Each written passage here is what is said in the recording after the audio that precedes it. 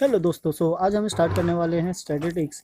This is from class 9 और यह है हमारा चैप्टर नंबर 12 जो कि लास्ट चैप्टर है इस पूरे क्लास का।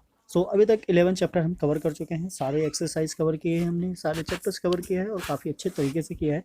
तो आप उनको चेक कीजिए और देखिए किस तरीके से सॉल्यूशन किया है और कैसे किया है और किस तरीके से मतलब फॉर्मूले को यूज़ करना है, कब यूज़ करना है। इससे आपको काफ़ी हेल्प मिलेगी और एग्जाम में जितने भी मतलब डिफरेंट टाइप के क्वेश्चन आएंगे उसको आप आराम से इजीली क्या कर सकते हो, अटेम्प्ट कर सकते हो। तो ये चैप्टर काफ़ी ईजी है और स्कोरिंग चैप्टर है। इस चैप्टर में क्या है, बेसिकली ग्राफ है। ठीक है, तो इस चैप्टर का नाम ही है स्टैटिस्टिक्स, मतलब रिप्रेजेंटेशन ऑफ डेटा ग्राफिकली। तो ग्राफिकली चीज़ों को हमें क्या करना है, रिप्रेजेंट करना है और रिप्रेजेंट करके मतलब समझना है कि किस तरीके के डेटा को किस फॉर्म में रिप्रेजेंट किया जाता है। तो हमारे पास यहाँ पे मतलब 3-4 तरीके के ग्राफ आएंगे।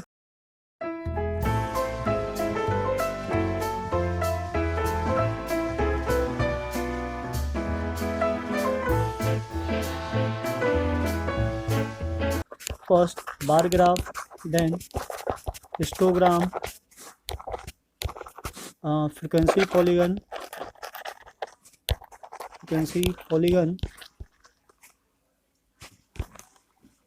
एक लास्ट में आएगा हिस्टोग्राम भी आएगा जो मतलब कंटिन्यूस डेटा का नहीं है, तो वो इसी का पार्ट है।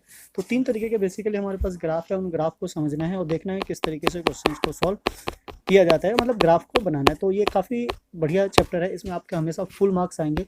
जितने भी नंबर का क्वेश्चन होगा वो पूरा का पूरा आप स्कोर कर सकते हो। बस चीज़ों को थोड़ा सा समझना है और उसको केयरफुली ध्यान देना है, सो डैट आपके साथ कोई प्रॉब्लम ना हो और ग्राफ में कोई एरर ना है। तो अब यहाँ पे जो समझने वाली बात है वो क्या है कि हमें पहले एनालाइज करना है कि वो डेटा जो है वो किस तरीके का है और उससे जो ग्राफ बनेगा वो किस तरीके से बनेगा। मेन ये है, क्योंकि अब यहाँ पे 3-4 तरीके का ग्राफ है, डेटा हमारे पास अवेलेबल, अगर हम आइडेंटिफाई नहीं कर पाए कि किस डेटा का कौन सा ग्राफ बनेगा तो मे भी प्रॉब्लम हो सकती है और आपका जो आंसर होगा वो गलत हो जाएगा। तो हम क्या करेंगे, पहले मतलब डेटा को समझेंगे किस तरीके से उसको ग्राफिकली रिप्रेजेंट करना है, उस चीज़ पे बात करेंगे। देन आफ्टर हम ग्राफ को स्टार्ट करेंगे। तो पहला जो डेटा है हमारे पास, ये सारे क्या है, डिस्ट्रिक्ट है, अलग अलग है ना, इनका आपस में कोई लिंक नहीं है, या फिर मतलब ऐसा नहीं है कि एक डेटा खत्म हो रहा है तो दूसरा वहाँ से स्टार्ट हो रहा है। डेट मीन्स कि ऐसे केस में हमें क्या फाइंड आउट करना होता है, बार ग्राफ। ठीक है, तो एक बार ना हमारे पास कुछ ग्राफ्स है, तो उस ग्राफ को हम एक बार दिखा देते हैं सो डेट आपको आइडिया हो जाए कि किस तरीके से किस फॉर्म में कौन सा ग्राफ बनता है और किस ग्राफ का नाम क्या होता है। बिकॉज हम क्वेश्चन थोड़े सेपरेट ही करेंगे, अलग अलग तरीके से ही करेंगे। सो डेट एक बार आपके माइंड में सारी चीज़ें आ जाएगी तो आप इजीली उस चीज़ को सॉल्व कर पाओगे। ओके, यहाँ पे हमारे पास 3 तरीके के डिफरेंट ग्राफ है। आप इस ग्राफ को देख सकते हो। ग्राफ में क्या है, थोड़ा सा मतलब डिफरेंस है। क्या है कि यहाँ पे जो बिल्डिंग्स है इसको रेक्टेंगुलर ब्लॉक बोल सकते हो या रेक्टेंगुलर बिल्डिंग बोल सकते हो। तो इन सब के जो बीच में क्या है, कुछ गैप्स है ना। तो ये जो आपको गैप दिख रहा है, तो ये अगर गैप है बिल्डिंग्स में तो इसका मतलब ये क्या है हमारा, this is what bar graph. ये क्या है, बार ग्राफ है। और अगर बिल्डिंग से बीच में गैप नहीं है, मतलब वो बैक टू बैक कंटिन्यूसली चल रहा है, जहाँ पे एक एंड हुआ है वहीं से दूसरा स्टार्ट हो रहा है, तो इसका मतलब ये जो ग्राफ है हमारा, दिस इज व्हाट हिस्टोग्राम। और अगर ऐसी लाइंस जा रही है इस तरीके से, मतलब जिसमें कोई बिल्डिंग्स नहीं है, ओनली लाइन को रिप्रेजेंट कर रहा है, so this is what frequency polygon. This is what frequency polygon. तो ये डिफरेंस है ग्राफ्स के बीच में। अब इनका जो डेटा होगा, इनका डेटा अलग होगा, सेपरेट होगा, जैसे कि बता दिया ये वाला। और इसका जो मतलब डेटा होगा वो कुछ इस तरीके से होगा, जैसे 0 से 10, 10 टू 20, 20 टू 30। अब ये क्या है, मतलब कि कंटिन्यूस चल रहा है, जहाँ ये एंड हो रहा है वहीं से ये क्या हो रहा है, स्टार्ट हो रहा है। तो इस टाइप का जो ग्राफ होता है क्या बनता है, हिस्टोग्राम। और ये जो फ्रीक्वेंसी पॉलीगन है इसका भी टेबल इस तरीके से ही होता है, बस इसमें रेक्टेंगुलर ब्लॉक्स नहीं होते। यहाँ पे क्या होता है, मतलब ग्राफ्स होते हैं, उसके पॉइंट्स होते हैं और रिप्रेजेंट करता है कि कौन सी चीज़ मतलब कितनी हाई जा रही है और किस तरीके से डाउन हो रही है। ये बेसिकली हम तब यूज़ करते हैं जब हमारे पास क्या होता है, 2 या 2 से ज़्यादा मतलब डिस्टिंक्ट से कलेक्शन होते हैं। जैसे इसमें किसी एक ही चीज़ की बात करें ना, मार्क्स की बात कर रहा है इन मैथमेटिक्स। अब इसमें हो सकता है कि 2 सब्जेक्ट की बात करें, marks in mathematics and English, तो उस चीज़ के लिए हमें क्या करना होगा, 2 अलग अलग डिफरेंट लाइन से इसको रिप्रेजेंट करना होगा। ओके, सो ये बस ये डिफरेंस है और कुछ नहीं है। तो चलिए इसके साथ स्टार्ट करते हैं हम बार ग्राफ और देखते हैं किस तरीके से बार ग्राफ प्लॉट करना है। यहाँ पे हमारे पास इस एक्सरसाइज में बार ग्राफ के 3 क्वेश्चन है, तो 3 क्वेश्चन हम यहाँ सॉल्व करेंगे टोटली ऑन बार ग्राफ। बाकी जितने डिफरेंट टाइप्स है उसके लिए हम अलग अलग वीडियोस लेके आएंगे सो डेट आपको प्रॉब्लम ना हो। तो यहाँ पे हम 3 बार ग्राफ की बात करेंगे। तो चलिए स्टार्ट करते हैं विद क्वेश्चन नंबर 1।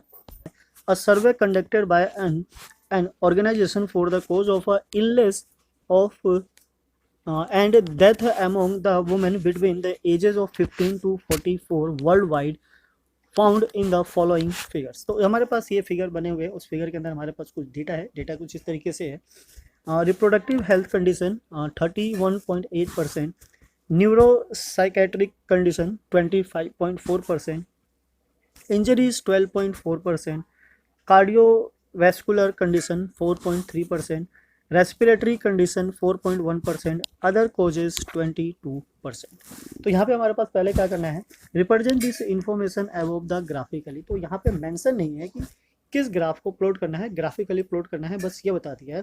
तो ग्राफिकली प्लॉट करने के लिए तो यहाँ पे बहुत सारी कंडीशन हो सकती है। तो हम बेसिकली यहाँ पे जो प्लॉट करेंगे, क्या करेंगे, बार ग्राफ को प्लॉट करेंगे। और ये जो डेटा होता है दिस इज कॉल्ड फ्रीक्वेंसी, ये हमेशा कहाँ लिया जाएगा, इस एक्सिस पे। तो इस एक्सिस को आप चाहो तो वाई एक्सिस भी बोल सकते हो, और इस एक्सिस को क्या बोल सकते हो, एक्स एक्सिस। ठीक है, तो बेसिकली मतलब ऐसा बोलना नहीं है, बस समझ लीजिए कि मतलब इस तरीके से ऊपर वाला वाई एक्सिस है, नीचे वाला एक्स एक्सिस, और वाई एक्सिस पे हमेशा क्या लिया जाता है, व्हाट, फ्रीक्वेंसी। अब फ्रीक्वेंसी का मतलब एक पैटर्न है कि हमेशा किस फॉर्म में होना चाहिए, टेबुलर फॉर्म में होना चाहिए। टेबल होगा तभी इस चीज़ को मतलब ड्रॉ कर पाओगे सही से। अगर टेबल फॉर्म नहीं हुआ तो थोड़ी सी प्रॉब्लम फेस करनी पड़ सकती है। तो अब ये जो नंबर है वो किसी टेबल में आने वाले हैं नहीं। तो हमें एक ऐसा टेबल चूज़ करना है जिसपे हम सारे नंबर्स को आराम से इजीली प्लॉट कर सके, ढूंढने में कोई प्रॉब्लम ना आए। तो यहाँ पे एक चीज़ होता है, this is called what, scale.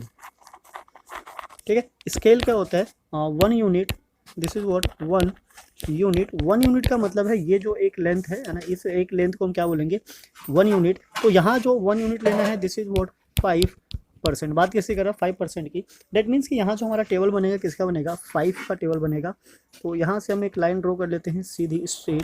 तो जहाँ तक हमारा ग्राफ जा रहा है वहाँ तक ले लेते हैं, this is what a straight line.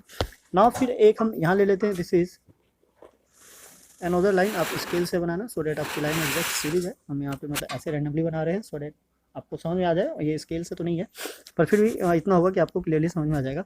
This is what 0, क्या करना है, 5 का टेबल लेना है। This is what 5, 10, 15, 20, 25, 30, 35। ठीक है, तो 35 मैक्सिमम है, बिकॉज हमें क्या चाहिए 32। सो अब यहाँ पे हमने जो लाइन लिया है किसका लिया है, 5 का लिया है। जो टोटल लाइन है कितनी है, 10। तो डिवाइड करोगे तो 2 आ जाएगा। इट मीन्स कि जो 2 लाइन है स्मॉल लाइन वाली, उसको हम क्या कंसिडर करेंगे, एज अ 1%। ठीक है, सो अब हमें क्या चाहिए 32। तो मतलब 31.8। अब 31.8 एग्जैक्ट तो मिलने वाला है नहीं, तो हम ट्राई करेंगे क्या, 32 फाइंड आउट करने की। तो जो 32 है वो कहाँ मिलेगा, 30 और उसके ऊपर 4 लाइन्स, बिकॉज दो लाइन को एक नंबर रिप्रेजेंट कर रहा है। तो हमें एक लाइन का गैप छोड़ना है और इसको लेके जाना है 4 लाइन्स तक। तो अब ये जो बीच में देख रहे होगे 30 एंड 35 के बीच में भी एक लाइन है, तो ये मतलब 5 को रिप्रेजेंट करता है, 5 लाइन्स को। तो 4 लाइन हमारी कहाँ हो जाएगी, उससे जस्ट एक नीचे, और इसको ड्रॉ करना है एक बॉक्स का गैप छोड़ते हुए इधर, एंड देन यहाँ से एक लाइन ड्रॉ करेंगे, and then this is what down. ठीक है, और इसको क्या कर देना है, फिल कर देना है। So this will represent what,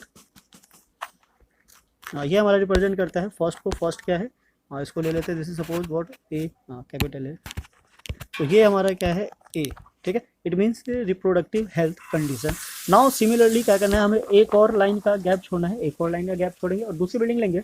दूसरी बिल्डिंग कितनी है, 25.4। तो 25.4 तो एग्जैक्ट नहीं मिलेगा, पर हम ट्राई करेंगे 25.5 ढूंढने की। तो 25 तो हमें पता है। अब 25.5 का मतलब ये है कि मतलब 1 का हाफ तो एक लाइन। ठीक है, तो जस्ट 1 लाइन लेना है। ये 32 है, 32 यहाँ तक आएगा ना, दिस इज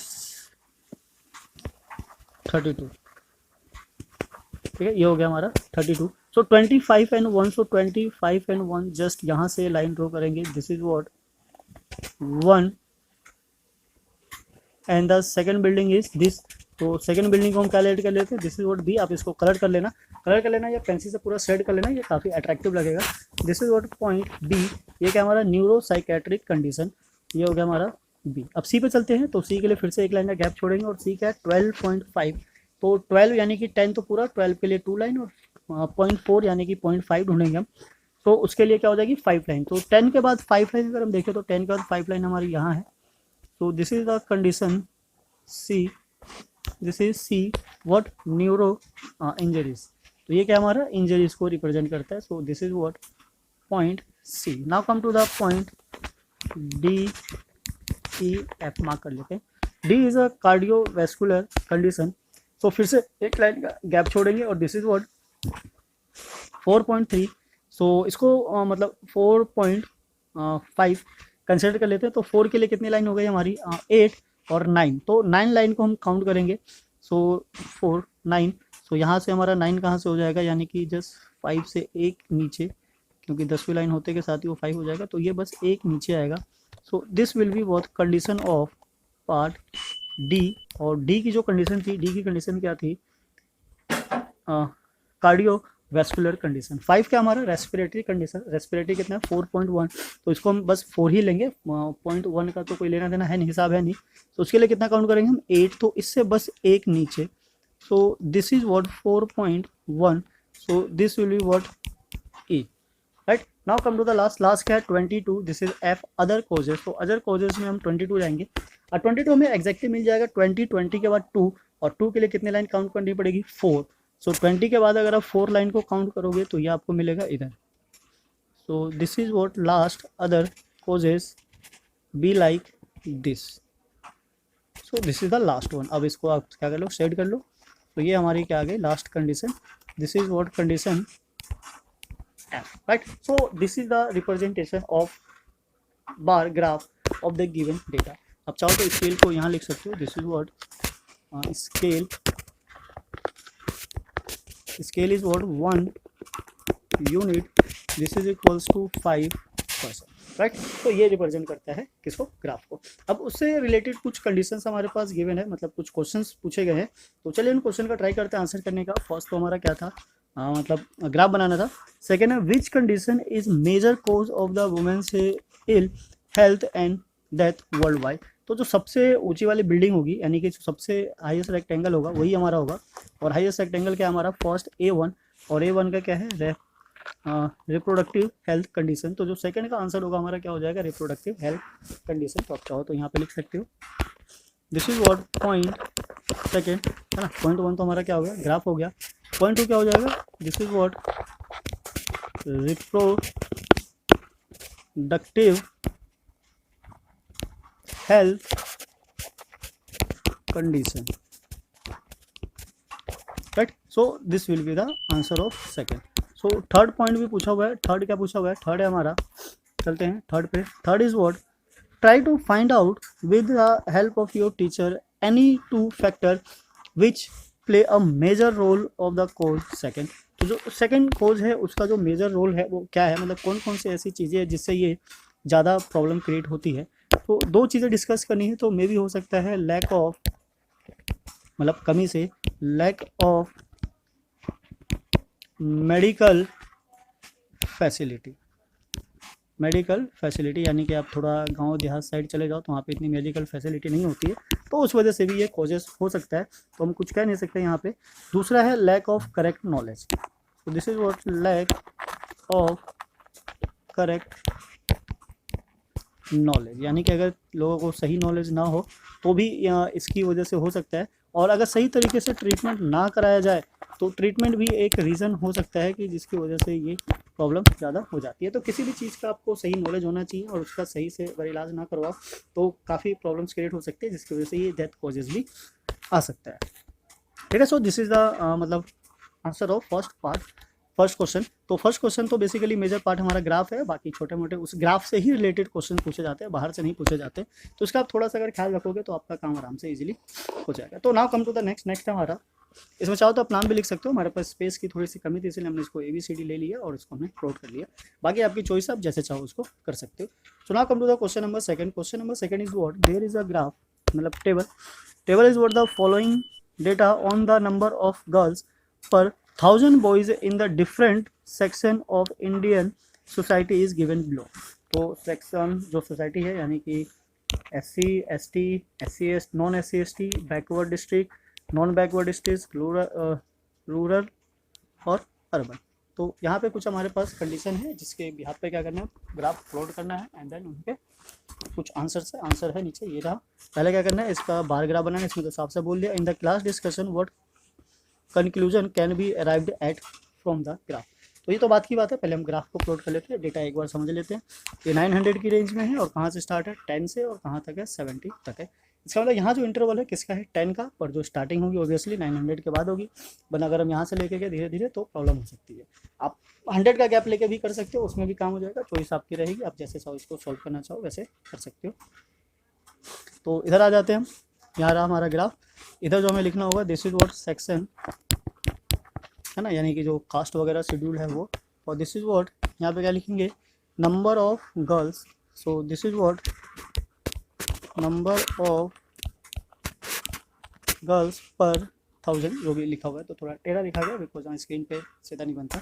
नाउ ग्राफ बनाएंगे, दिस इज व्हाट, ये है हमारा 0, और 0 के बाद सीधा आ जाएंगे 910 पे, तो यहाँ आ जाते हैं 900 पे आ जाते हैं। चलो दिस इज व्हाट 900, 910, 920, 930, 940,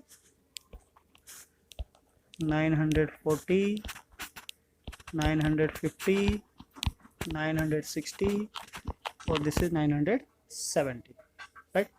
तो ये हमने मार्क कर लिया, हमारा लाइन आ गया।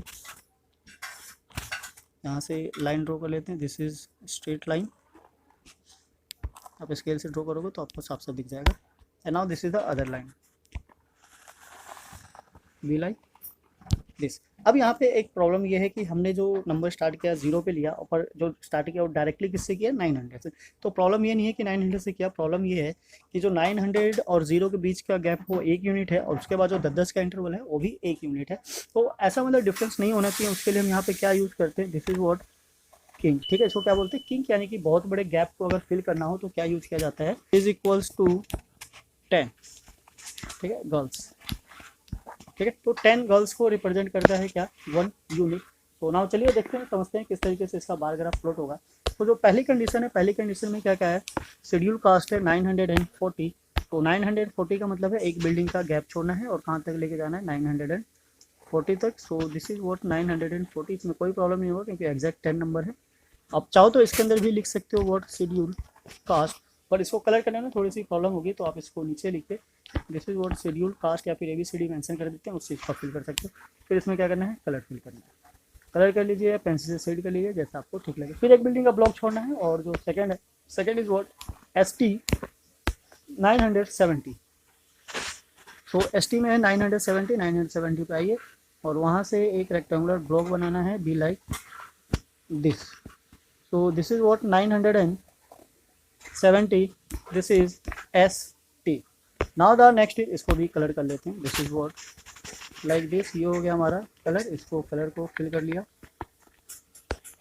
Now the third is what non ST SC ST, this is what 20, तो इसमें जो SC ST नहीं है, नॉन वाला है, दिस इज वॉट 20, सो 20 हमारा ये रहा 20, यहाँ से करेंगे down, and this is what यहाँ पे कर लिया हमने कलर। ये किसकी बात कर रहे हैं, this is what non SC and ST।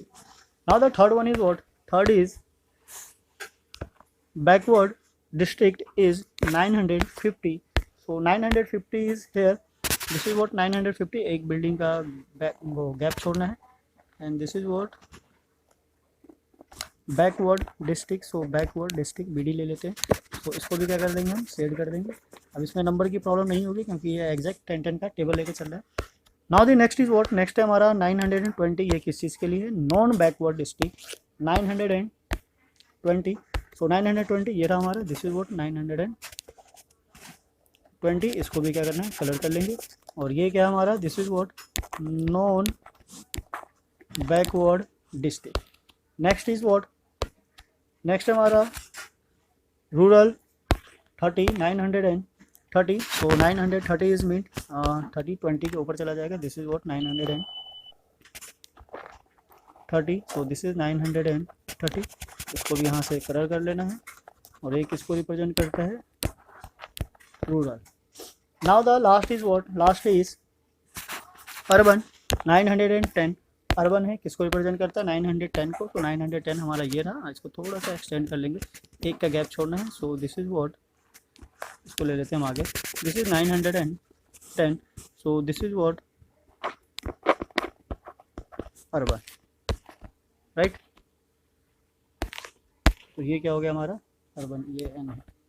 तो ये जो हमारा क्या है, बार ग्राफ है जो रिप्रेजेंट करता है गिवन डेटा को, यानी कि जो डेटा गिवन था उसका बार ग्राफ कुछ इस तरीके से बनेगा। इसको ग्राफ पेपर पे पेंसिल से स्केल से आराम से बनाओगे, फिर उसको कलर करोगे तो काफ़ी अट्रैक्टिव बढ़िया लगेगा। तो दिस इज द परफॉर्मेंस, यानी कि representation of data with the help of bar graph. तो इसमें एक और पॉइंट था, सेकंड पॉइंट, आई होप आपको समझ में आ गया हो। कोई डाउट हो तो वीडियो को रिपीट करके दोबारा से देख सकते हो, समझ सकते हो, वहाँ से आपको आइडिया हो जाएगा कि कब किस कंडीशन में क्या करना होता है। सो जो सेकंड क्वेश्चन है, सेकंड क्वेश्चन में क्या पूछा गया है, in classroom discussion what is the conclusion can be arrived at from the graph. तो इस ग्राफ से क्या कंक्लूजन निकलता है, तो कंक्लूजन यही है कि मतलब it can be observe eight maximum number of girls per 1000 boys, यानी कि हर 1000 बॉयज पे जो नंबर ऑफ गर्ल्स है वो अलग अलग सेक्शन में अलग अलग तरीके से रिप्रेजेंट किया गया है। जैसे SC/ST में कितना था, SC में 940 है, ST में 970, यानी कि ST में सबसे कम डिफरेंस है बॉयज़ और गर्ल्स के बीच में, और सबसे ज़्यादा डिफरेंस कहाँ है, अर्बन में। ठीक है, अर्बन में इसलिए है क्योंकि वो थोड़े से ज़्यादा एजुकेटेड होते हैं, तो मतलब गर्ल्स को ज़्यादा प्रेफरेंस ना देने की वजह से वो क्या हो जाता है, रेशो जो होता है वो चेंज हो जाता है। तो यहाँ पे मतलब यही चीज़ निकल कर आ रहा है कि जो जितना अलग गैप में है, मीन्स ये है कि मतलब यहाँ 60 का डिफरेंस है 1000 बॉयज़ पे, यानी 60 बॉयज़ रह जाएंगे, यहाँ 30 का है, यहाँ 80 का है, यहाँ 50 का है, यहाँ भी 80 है, यहाँ 70 है, और यहाँ पे 90, यानी कि 90 बॉयज़ एक्स्ट्रा है। तो बस यही डिस्कशन कर सकते हैं यहाँ पे, और कुछ नहीं है यहाँ पे। तो ना इसके साथ चलते हैं हम नेक्स्ट पे। नेक्स्ट है हमारा question number 3। So question number 3 भी मतलब बाकी जैसे बार ग्राफ थे सेम वैसा ही है। इट कैन बी से what given below are the seats won by the different political parties in the polling outcomes of the state assembly election। तो एक इलेक्शन हुआ है, उसके अंदर पार्टीज़ है, पार्टीज़ के नाम ABCDF है, और उसके अंदर क्या है, सीट्स जितने उन्होंने जीते हैं उसका यहाँ पे डेटा है। तो हमें क्या करना है, इसका बार ग्राफ बनाना है, उसके रिप्रेजेंट करना है, and the which political party won the maximum number of seat. तो मैक्सिमम नंबर ऑफ सीट का मतलब है जिसकी सबसे ज़्यादा ऊंची बिल्डिंग होगी, this is the maximum number of seat. अब यहाँ पे जो टेबल है, टेबल किसका लेंगे, 10 का लेंगे, बिकॉज 75 तक जा रहा है। अगर हमने 5 का लिए तो काफ़ी ज़्यादा गैप हो जाएगा, इसलिए हम किसका ट्राई करेंगे, दिस इज ऑफ 10। तो चलिए पहले हम क्या ले लेते हैं, यहाँ पॉलिटिकल पार्टी है, यहाँ पे हमारे क्या है, सीट्स। सो नाउ ये रहा हमारा graph, this is of question number 3। यहाँ क्या लेना है हमें, this is what political parties, और इधर क्या आ जाएगा, नंबर ऑफ सीट्स, है ना, सीट्स 1। ठीक है, ये थोड़ा सा टेढ़ा लिखा रहा है। सो नाउ यहाँ पे क्या आ गया हमारा, दिस इज व्हाट 0, और यहाँ से सीधी स्ट्रेट लाइन लेकर जाएंगे दिस साइड, और सेम स्ट्रेट लाइन यहाँ से जाएगी फ्रॉम अपवर्ड डायरेक्शन। अब इंटरवल कितने का लेना है हमें, 10 का लेना है, सो डेट सारे नंबर्स आ जाए। This is what 20, now 30, 40, 50, 60, 70, and this is what 80, right. तो जो फर्स्ट पार्टी है ए के लिए हम एक का गैप छोड़ेंगे, और जो ए है उसका जो डेटा था, ए का डेटा ये थोड़ा सा ऊपर होगा, दिस इज व्हाट 70। तो 75, तो 75 के लिए कहाँ मिलेगा, ये 70 और 80 के बीच, तो ये 70 और 80 के बीच है, यहाँ से हम लेकर आएंगे, this is what number of seats of political party A, and then इसको क्या करना है, शेड करना है। तो this is the rectangular block और building of this A. Now come to the next is what B क्या है हमारा 55। तो 55 हमारा क्या मिलेगा, 60 और 50 के बीच, तो एक बिल्डिंग का गैप छोड़ना है, and here is what 55, this is what building B, sorry political party B. तो ये क्या है, उसके नंबर ऑफ सीट्स मिले हैं। Now the next is what 37 है, वेयर दिस इज व्हाट 37, 29। तो 37 कहाँ मिलेगा, 37 यानी कि 35, और सेम हमने 10 का गैप लिया है, तो बिल्कुल भी प्रॉब्लम की बात नहीं है। 10 छोटे छोटे लाइन है, तो उसके लिए हमें 37 के लिए 7 पे काउंट करना पड़ेगा। तो ये रहा हमारा 7, है ना, यानी कि 5 के ऊपर just 2 line. So this is what 37, and this is of political party C. आप चाहो तो यहाँ लिख सकते हो, दिस इज 75, 55 एंड 37, ताकि प्रॉब्लम ना हो, आप अपना आराम से इजीली इसको काम कर सको। नेक्स्ट क्या था, 29 याद है। सो 29 क्या होगा, 30 से जस्ट एक नीचे, सो 1 लाइन नीचे आएंगे, एंड इसको क्या कर देंगे, फिर शेड कर देंगे। सो this is what 29 of political party D, यहाँ हो गया ई का, और ये हो गया एफ का। सो 29 के बाद क्या है, दो को एक साथ देख लेते हैं, दिस इज व्हाट 10 एंड 37। सो 10 और 37, तो ई के लिए क्या है 10 हमारा यही है, सो इसको काफ़ी कम सीट्स मिली, ओनली 10 सीट। और एफ के लिए क्या है 37, सो 37 ये रहा हमारा 5 के ऊपर 2 लाइन्स। सो 5 के ऊपर 2 लाइन्स को अगर ड्रॉ करेंगे, so this should be look like this. So now this is what seat of political party F, this is 10 और this is 37, right. So this is the bar graph of the question number 3। ठीक है, तो काफ़ी बढ़िया है, attractive है। आप जितना इजीली इसको बनाओगे उतना ही अच्छे से बनकर आएगा, और उतना ही मतलब एग्जैक्ट आंसर मिलेगा। So now come to the part two जो इसका था क्या था, which political party won the maximum number of seat. तो सबसे ऊंची बिल्डिंग किसकी है, 75 की, तो political party A won the maximum number of seats. ठीक है, तो यहाँ पे जो पॉइंट 2 है वहाँ पे पॉइंट 2 का लिख सकते हो यहाँ पे maximum number of seats won by A, political party A. तो ए ने सबसे ज़्यादा नंबर ऑफ सीट्स को मतलब जीता। तो ये था हमारा बार ग्राफ। तो क्वेश्चन 3 यहाँ पर थे जिसमें बार ग्राफ था। बाकी के जो क्वेश्चन है उसमें मतलब बार ग्राफ नहीं है, हिस्टोग्राम है। तो उस चीज़ को फिर हम नेक्स्ट वीडियो में कवर करेंगे। यहाँ पे फिलहाल आप बार ग्राफ पे फोकस कीजिए, बार ग्राफ को समझिए।